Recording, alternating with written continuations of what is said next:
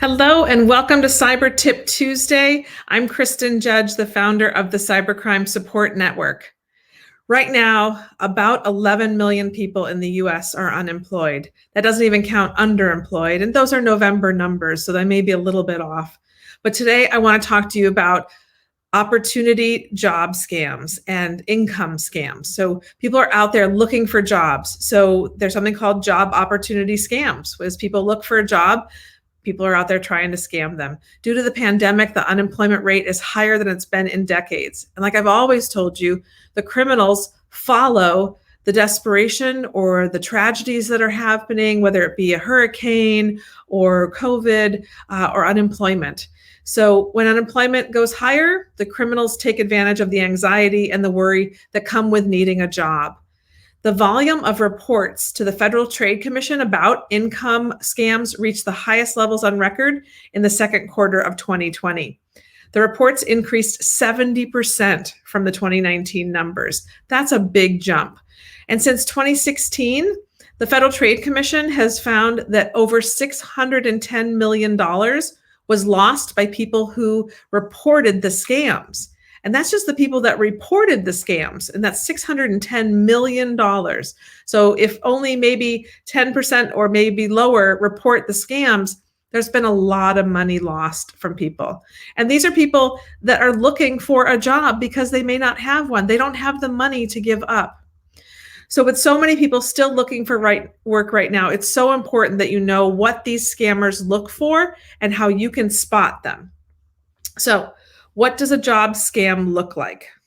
Well, most commonly, these scams will take the form of a fake job listing, maybe on social media, and it just pops up, or an email that comes to you, or someone who sends you a fake check with some money to get started.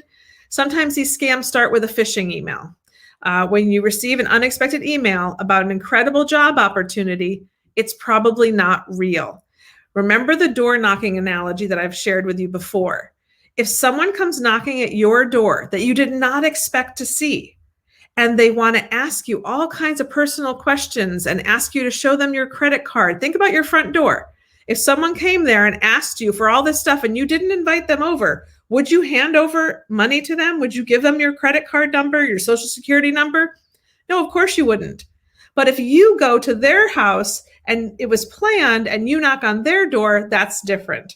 You know you initiated the contact. So think about this.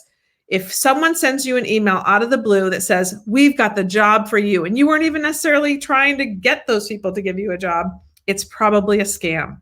Cyber criminals can also use other tactics to lure you into giving personal information, sending money, or clicking on suspicious links. A lot of these phishing emails will have links in them, and once you click on the link, you could have an infected system.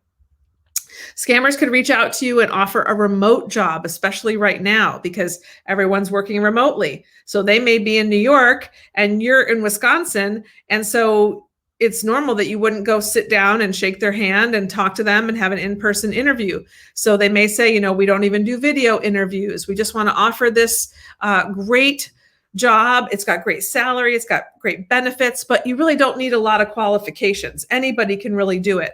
And you get to work from home. Sounds really good, right? There's not a lot of effort, and these are really lucrative scams for the scammers. Much of the job hunt and hiring happens right now online in this digital world, but even more during COVID right now. So I want you to look for these red flags. Number one, if a potential employer asks you for banking information. So you haven't gotten the job yet, but they say, oh, can you send me your banking information? Or to apply for this job, you have to pay a fee. So give me your banking information and then we can ACH or you can send the money over. You should never have to pay money to get a job, to get an interview. The Federal Trade Commission said that legitimate employers, including the federal government, will never ask you to pay to get a job. Anyone who does is a scammer. So you shouldn't have to pay to get an interview or pay to get a job. Scammers also create a sense of urgency. And we've talked about this one a lot of times. They say that, oh, someone just had to quit their job because they may have passed away from COVID, or someone in their family passed away from COVID. They're no longer here. I have to fill this job right away. and I have 10,000 people applying for it. It's not going to last a long time. You've got to really hurry up. Send me your information right now so that you can be the one who gets this job. And they may say, quickly, give me your personal information, your bank account, your social security number, but you've never even really had an interview. But they want you to act quickly so that you don't stop and think. And when people are hurting and maybe depressed or worried about, feeding their family, they may jump at something a little bit more quickly and not take the time to look at it because they need to feed their families. So unfortunately, the scammers take advantage of that. But a legitimate employer will always allow you time to apply, interview, hopefully on video so you can see their face, or on the phone and hear their actual voice. And they'll make all the necessary arrangements to have you, quit your previous job and follow through on the typical protocols. Job opportunity scams will also often include jobs that you've never really considered, like mystery shopping or secret government positions that we can't tell you the name of the title, or you're going to resell merchandise. That means laundering merchandise. If you're going to resell something for other people, that means they stole it and they want you to sell it on eBay for them.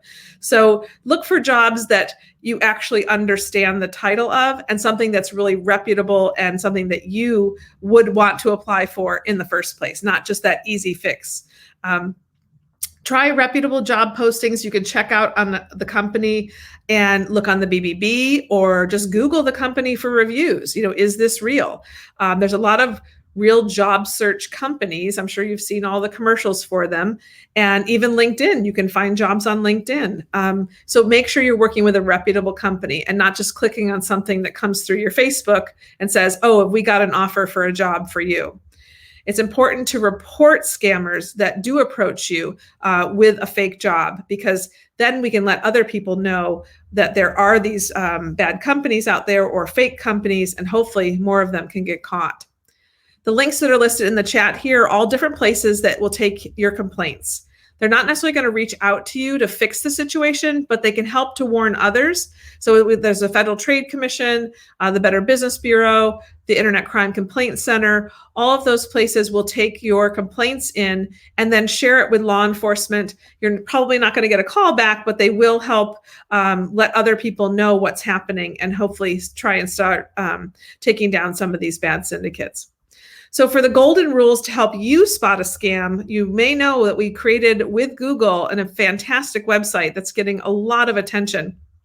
It's called scamspotter.org. And if you go there, you can learn the 3 golden rules to help you spot a scam. Slow down, because it's probably going to be urgent, that someone wants you to do something quickly. Spot check on the company, make sure they're reputable, do your research. If they are a fraud and you just Google their name and say reviews or fraud, it'll probably come up. And then the third one is to never send gift cards. I like to add to that, gift cards are not a form of payment, but also don't send money or even a check to someone you've never met, even someone who's offering you a job, because it shouldn't ever cost you money to do a job interview or to apply for a job. So please share scamspotter.org with people that you care about. If you think they may be embroiled in a scam, or they're just wondering if something is real, go through that site with them and ask them if they followed those 3 golden steps. And hopefully you can keep them from getting a fake job and spending some money on it. So thank you so much for joining me today. I'm Kristin Judge from the Cybercrime Support Network. It is Cyber Tip Tuesday. I'm here every Tuesday at 3:05 Eastern. And take care. We'll see you soon, and stay safe.